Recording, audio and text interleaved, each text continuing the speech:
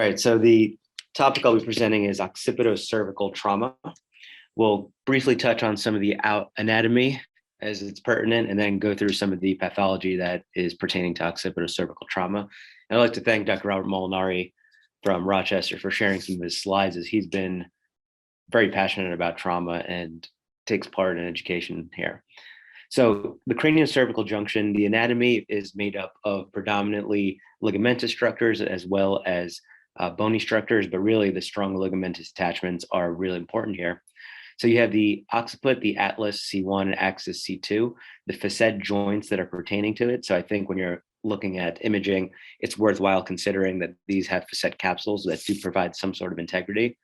And then the three main ligamentous structures, which ultimately connect the skull directly to C2, the apical ligament, the alar ligament, the tectorial membrane, and then you have the transverse ligament, which we will touch on, which with specific pathologies, especially those that are of atlas fractures, become very important and inherent to the stability. All of these which function to protect the upper cervical spinal cord, lower cervical nerves, and the brainstem. And we'll notice that in the pathology, it's the injury distribution is bimodal. A lot of it comes with trauma in young children, motor vehicle collisions, and some of these also occur with ground level falls in the elderly. In terms of statistics, a few things that I thought were pertinent here. Upper cervical spine injuries in children are up to 75% of all cervical spine injuries, and this has to do with the ratio of their head and the size. Also, 50% of these have concurrent head injuries. So it's not uncommon that when you're at a big level 1 center that you see these patients in the ICU with concomitant brain bleeds. Overall, with upper cervical spine injuries, there's a significant mortality, and some of these don't even make it to our evaluation because they're dead at the scene, depending upon the trauma. Fortunately, the improvement in emergency medical care has reduced this mortality, and even those that end up surviving and having spinal cord injuries have improved overall functional abilities due to the advances with the rehab. I kept this in here, the slide, because just so you guys can remember that the occiput C1 articulation is where about 50% of the cervical flexion comes from, and C1, C2 is 50% of cervical rotation. And this is especially important when you're considering management and treatment. But without belaboring the trauma workup, I know we spoke about this during one of our last talks. You always want to do the ABC, you want to do ATLS when it's appropriate. In these injuries, if you have this sort of pattern or suspicion, these can often be missed, and it has to do with the fact that a lot of it's ligamentous. Sometimes these fractures reduce themselves without just upon our initial evaluation. So you have to have a high index of suspicion when you're seeing these patients that have a mechanism of injury that is concerning, such as any sort of high energy trauma, as well as concomitant facial fractures and head injuries. It's also important to note that there's up to 0.25% of these that have vertebral artery injuries. It's difficult to evaluate clinically also because there's no specific myotomal or dermatomal distribution. So again, some of these may present with paralysis, some of these may present with neck pain, or some of them may not present at all. So who needs radiographic clearance? I think this is just to drive home the point that we need to understand the Canadian C-spine rules nexus study. Usually in these types of situations, a cervical spine CT with or without an MRI is done. This also speaks to that. I found this slide from Dr. Molinari actually, and I thought it was important to understand that external mobilization in the form of a soft or hard collar does provide some limitation of motion, but it's not very significant. So if you're really considering a fracture pattern that is unstable, then you want to understand this chart right here and know that you may have to do some internal fixation or halo immobilization to provide adequate immobilization. As for atlas fractures or C1 fractures, these pertain to about 2 to 13% of all cervical spine fractures. Most commonly, it's a fall onto a head. It's an axial load type of injury, and you can see the image in the bottom right, some mechanism that incorporates axial loading as well as rotation. 50% of C1 fractures are associated with other injuries and other fractures, especially those to the occipitocervical region. And neurologic injury is uncommon in these, and you can see that it's really a spinal canal decompressing fracture pattern, where the ring, if you have a break in the ring, it's really going to decompress it more than cause compression. There is the LANDELLS classification that is for these atlas fractures. Type 1 is typically an isolated anterior or posterior arch fracture, which is a stable injury. If you have a type 2 fracture, which is a anterior and posterior arch, it's considered a Jefferson burst fracture by eponym, and the integrity of the transverse ligament really dictates the stability of this type of fracture. With type 3, you have a fracture that extends into the lateral mass, and again, you want to assess the integrity of the transverse ligament, and accordingly, you'll be treating that patient. So transverse ligament injury, the way to assess this radiographically, you can look at the atlantodense interval, and the top right is an image that depicts this. In adults, it should be less than 3.5 millimeters, and in adults and in children, it should be less than 5 millimeters. If you have some sort of diastasis here, then it should raise your suspicion to an atlantodense interval transverse ligament injury. Also, you can look at the sum of the lateral masses. That's the image on the bottom right. And you can look at the overhang of the C1 on C2.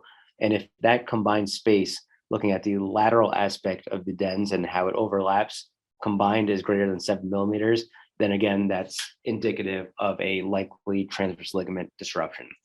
Transverse ligament injuries are also classified based on if they are bony or intrasubstance.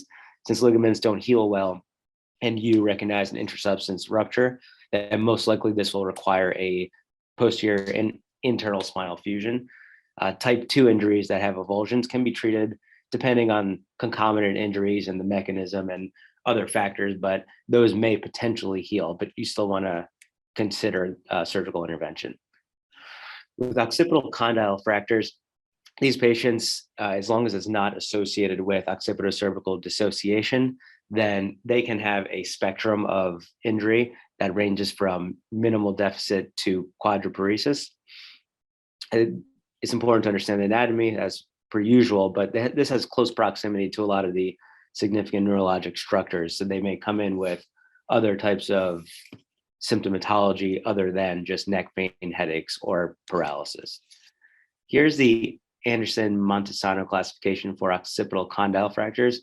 The type 1 fractures, which we see not infrequently, are comminuted occipital condyles. These are generally stable injuries. If you have a type 2 fracture in which you have a basilar skull fracture that extends into a condyle, this is also oftentimes stable, and that has to do with the fact that the tectorial membrane is typically preserved. Type 3 injuries is where you have an avulsion of the alar ligament insertion. And if you have this type of injury, and although it may seem subtle as just an avulsion or a fleck, it should raise suspicion for occipitocervical dissociation, which is a potentially devastating and unstable injury pattern.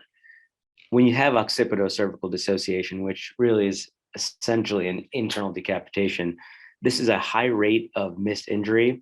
50 to 75% of missed injuries, and those are kind of older statistics, but because we're more aware of it with our imaging findings, but it can certainly be missed. And like I mentioned before, some of these come that have dissociations and become reduced in the field. So by the time we see them, the occipitocervical joint has very subtle diastasis or findings that may not be obvious. Again, neurologic deterioration is typically, if it's a missed injury, oftentimes they may come in with complete paralysis or dead upon arrival. The reasons for missed injury is a lack of clinical suspicion as well as inadequate imaging.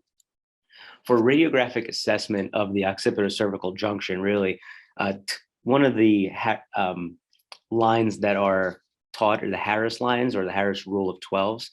And it's a very sensitive and specific test to at least kind of hint at there may be some sort of occipitocervical diastasis or abnormality, some sort of malalignment. And the numbers you're looking at the Bayesian-Dens interval, which is that diagonal line in the top right, or the posterior axis line. And from the Bayesian, posterior aspect of the Bayesian to the that line right there should also be less than 12 millimeters. If either of these are greater than 12 millimeters, then you want to consider some sort of loss of integrity in this area. Also, always look at the occipitocervical joint. I think it's a good habit to look at that occipital condyle, even in minimal trauma. An MRI, you can see here, lights up at the occipitocervical joint. There's obvious diastasis here, but sometimes I'll show you another image in the next slides that shows a normal occipitocervical joint on CT with significant amount of edema. These are highly unstable, and because they may show and present with very subtle findings, you have to look for other clues. So look for soft tissue swelling in the anterior cervical spine, because the mechanism of injury is going to be very telling here. Other types of ligamentous avulsion fractures, such as alar ligament avulsion fractures or apical ligament avulsion fractures, even including a type 1 dense fracture, should raise suspicion to occipitocervical dissociations. You can see here the prevertebral soft tissue swelling, just to indicate where one area to look at. Here you can see there's an avulsion fracture at that bottom right, and although it looks subtle, this can be indicative of a more severe injury. And again, this is the image I was referring to before, where the CT is normal, but there's a fair bit of edema there. So for alar ligament avulsion fractures, this is considered a type 3 occipital condyle fracture, as I'd mentioned before, and up to 50% of these may be associated with occipitocervical dissociation. So again, this should just raise your suspicion a little bit. And similarly with type 1 odontoid fractures, although it is a fleck and avulsion, oftentimes may be stable. If it's depending on the mechanism of injury, it may lead to something that is potentially more severely unstable. And this, I thought was an interesting image right there, where you have a C1, C2 horizontal fracture with diastasis. And the mechanism right there, you can kind of picture in your mind how if you have occipitocervical dissociation with significant amount of extension of the neck, you may have diastasis. And that's a rather subtle findings that you see on that imaging. Treatment options: posterior occipitocervical fusion at a minimum going to C2 is really the treatment of choice. If you do any provisional stabilization, it's typically if the patients are too physiologically unstable. Like I had mentioned earlier, they often have other concomitant injuries, whether it's other long bone fractures, multi-organ injuries, or other brain injuries that may preclude surgical intervention. But any of those non-operative managements are typically suboptimal. You want to do an occipitocervical fusion there. Some of the complications, neurologic, we spoke about that this can have a potentially devastating consequences if it is missed. They often present with vascular injury. One of the articles that I found showed up to a 40% incidence of carotid and vertebral artery injuries due to the proximity of some of that anatomy. Malalignment, I think, is very important to understand. I'd love to hear if any of you guys who have more experience have tips and tricks for looking at this, but I'll go into a couple of slides on that. Really, you want to avoid any sort of excessive flexion, extension, or coronal plane deformity, because this causes a lot of severe dysfunction. I was told about a case not long ago where the occipitocervical fusion was performed, but there was too much flexion, and immediately this kinked the patient's airway, and postoperatively in the PACU, they had to be brought back urgently to take off that flexion. One of the lines that is used is looking at the posterior mandible and assessing if it's parallel to the anterior cortex of the odontoid. That's one way to assess it. The other, there's a lot of different papers out there looking at different angles and different measurements, trying to optimize how to get a neutral position of the head. And when you're doing an occipitocervical fusion, and again, you're taking away at least 50% of their flexion. So it's important to understand the sequelae of this, that even if it's a potential injury that you can potentially treat non-operatively, may be worthwhile, because they have quite a bit of dysfunction, especially when trying to swallow and drink, because they have to bring their entire body posteriorly. If you look at the image in the middle, there's the occipitoaxial angle, and that looks at McGregor's line, which is from the posterior edge of the palate to the most caudal point of the occipital condyle, and then the bottom of C2. And then there's also the posterior occipitocervical angle, which is looking at the posterior flat part of the posterior aspect of the occiput, and then the posterior part of the the facets of C3 and C4. The powers ratio, I think, is also a good tool to keep in mind. The powers ratio is shown here, where BC over AO should be 1. If this is off in any way, it should hint to some sort of abnormality. And also on the picture on the right, I put this here to show McRae's line. McRae's line really is where the foramen magnum is. And if you have that dens going up into the foramen magnum, and that's abnormal, I think that's just a simple way of looking at that. Here are a few of the lines seen on actual CT images. You have the Harris rule of 12, again, looking at the Bayesian dens interval and then the posterior axial line. Here you can see diastasis at the occipitocervical junction, which is indicative of some sort of abnormality here. Here's another paper. This is one that I was taught, that if you look at the angle from the bottom of C2 and look kind of like McRae's angle, you have normal is around 45 degrees, and then you can have abnormalities. I know some people that scrub out during these procedures to ensure where the head is and where the ears are. Particularly the ears should be in line with the shoulders. That's one thing that I have been taught. Knowledge of the C1 regional anatomy is very important when you're assessing these operatively. You have the PONTICULUS POSTICUS, which you see in the image on the right, and I'll touch again on it further, but the internal carotid artery, you need to consider the course of this as well.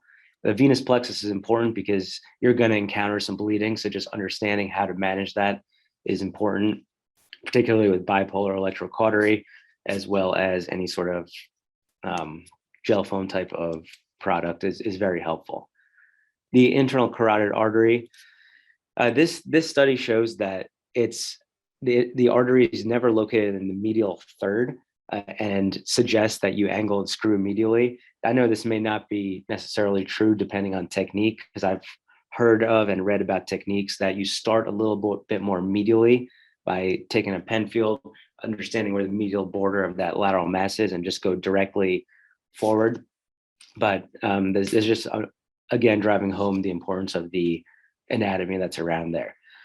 Identifying the Posticus ponticus. The Ponticulus posticus, I think, is important also, and it'll help assess where you have your starting point. If you look, the starting point, if it is at the posterior arch, then something like this may cause quite a bit of issues, rather than starting underneath the arch, the inferior part of the arch, or directly onto the lateral mass. All different techniques to get to the C1 lateral mass screw. When putting on the occipital plate, understanding the safe zone of the skull where you have the thickest skull is important. With the external occipital protuberance, it's about 2 centimeters lateral and 1 centimeter inferior, and that's where your plate will go. In regard to odontoid fractures, this can go on for a talk in itself, so I'll try to go through this rather quickly. So type 1 are avulsion fractures. If you have an alar ligament avulsion fracture, again, should tip you off to the potential of occipitocervical instability.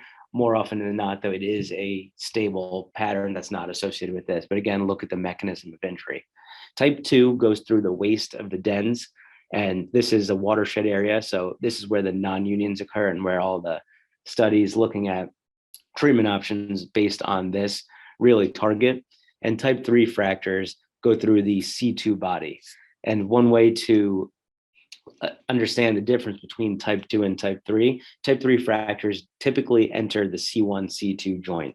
So if you look at the fracture pattern at the bottom left image, this is more of a type 3 image. Again, is some overlap and may be difficult, but understanding the comminution of the fracture, understanding the patient's age, the displacement, and how much void there is in terms of cancellous bone can all tip you off to healing potential. Odontoid fractures in the elderly is certainly a controversial topic with no clear consensus. Although we are trending in a direction more toward surgical intervention, these injuries in elderly have a high incidence of morbidity and mortality. And there are studies out there that compare this to hip fractures, which are known to have a high incidence of morbidity and mortality. Particularly with type 2 odontoid fractures, There are non-union rates in some papers up to 85%, and again, has to do with the watershed area that's there. Some of the risk factors for non-union that are worth knowing are those listed here. I think posterior displacement is one of the more significant ones that are indicative of it. Patient is a smoker, older age, as well as significant angulation, particularly, I mean, not even significant, more than 10 degrees, according to some papers, portends a non-union in this area. There are several studies out there that show no correlation between non-union and outcomes. So you need to also take this into consideration, how a patient may tolerate a fibrous non-union. There are a lot of high quality studies, as I had mentioned, that are now alluding to or suggesting that surgical treatment may be better than non-surgical treatment in short and long-term mortality. One of them is Vaccaro's paper from 2015, as well as these other few papers that show that surgery may be better for these odontoid fractures in the elderly. Really, what it comes down to is their associated comorbidities, as well as the safety of general anesthesia. So they suggest that as long as these don't preclude any sort of surgical intervention, and then it may be worth treating these patients with surgery rather than non-operative treatment in a collar. For surgical options, you have odontoid screws, posterior C1, C2, transarticular screws, or occipitocervical fusions, depending on other injuries that are there. For anterior odontoid screws, the couple of things have to really make this amenable. The fracture pattern cannot be as that is indicated on the image in A. It has to be in a pattern such as B, where the fracture is going from anterior superior to posterior inferior, where once you put the anterior odontoid screw, the osteosynthesis is going to be perpendicular to that fracture line. Also, you can't have a patient that has significant osteoporosis, and these are the patients that a lot of these fractures occur in. Also, having a barrel chest is a contraindication to this, because the angle when you're starting around the C5 region may hit that chest and completely precludes that. For complications in doing odontoid screws, dysphagia is a significant one. A lot of patients, multiple patients also had pneumonia due to the anterior disruption there. So patient anatomic limitations, as I had mentioned, usually is the case, which leads to posterior cervical fusion. This would be a C1, C2, typically a C1 lateral mass, and C2 can be translaminar. It can be a pedicle screw or a pars screw. Here is one of the studies that is looking at the quality of life outcomes in geriatric patients. It's a multi-center prospective study, and they looked at 158 patients, 101 received surgery, and 58 received a cervical orthosis. They found their mortality rate to be about 20%, which is pretty consistent with the literature, but these are all showing that the patients that underwent posterior spinal fusion did better than those with the cervical orthosis. Patients had more disability with the orthosis than in surgery, and the non-union rate was significantly lower in patients who had surgery versus a collar. So this is one of the papers that does suggest surgical intervention. Here's another one. This is a meta-analysis. They came to a conclusion, they came to 4 different conclusions: that surgical stabilization improves survival in these elderly patients, posterior fusion has the greatest bony union, odontoid non-union is not associated with worse clinical outcomes, which we alluded to before with the fibrous non-union pseudoarthrosis that may be asymptomatic. And they also found that the complication rate of non-surgical is similar to surgical. So all things considered, they also recommend surgical intervention.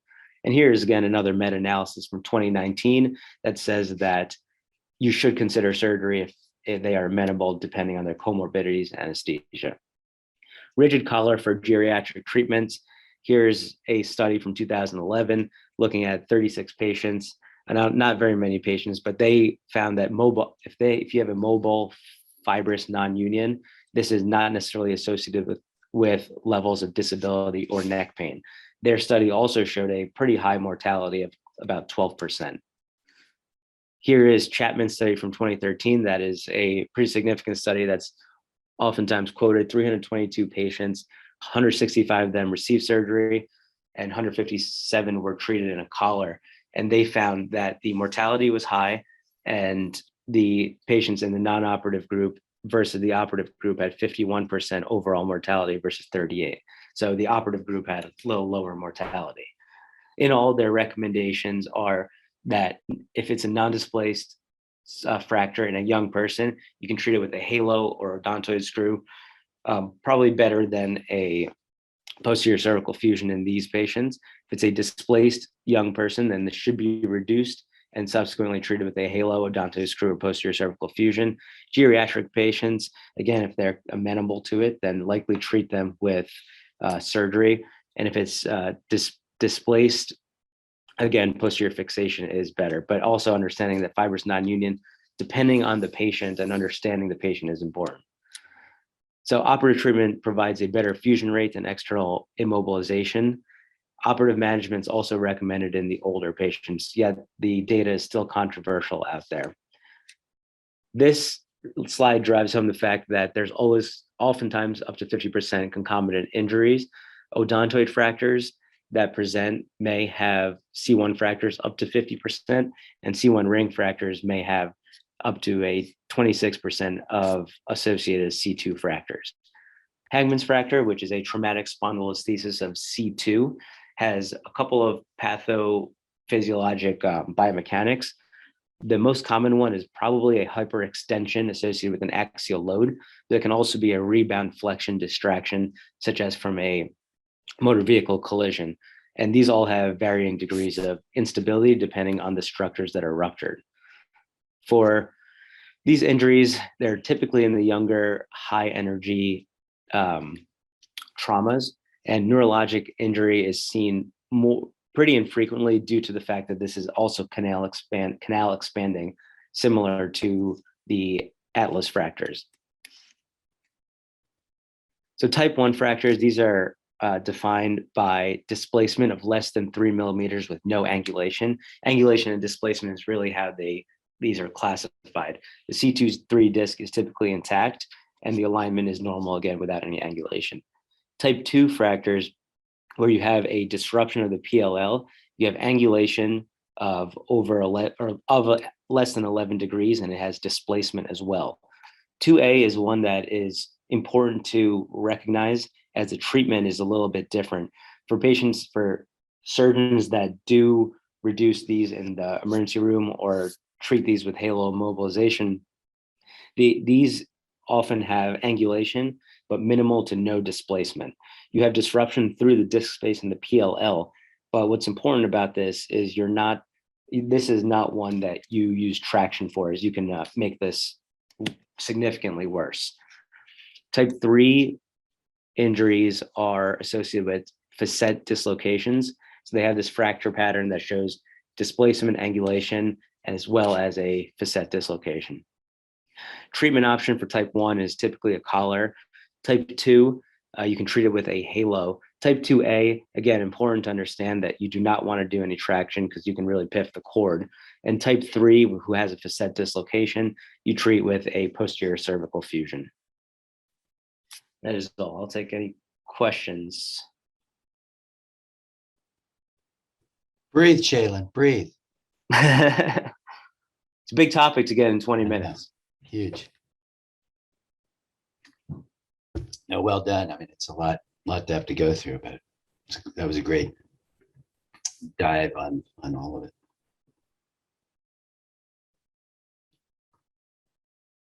Any other questions from, see Nick on?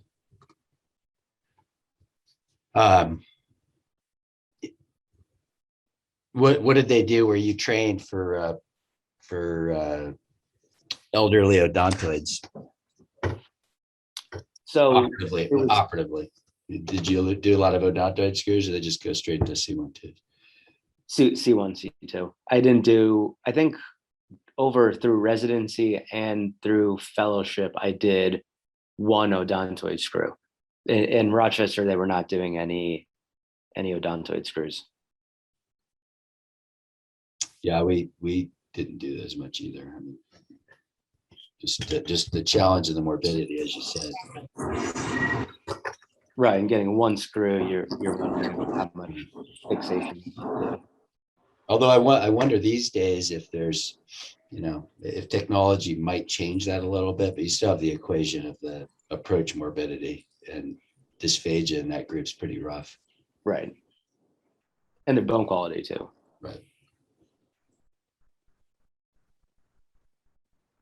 No question.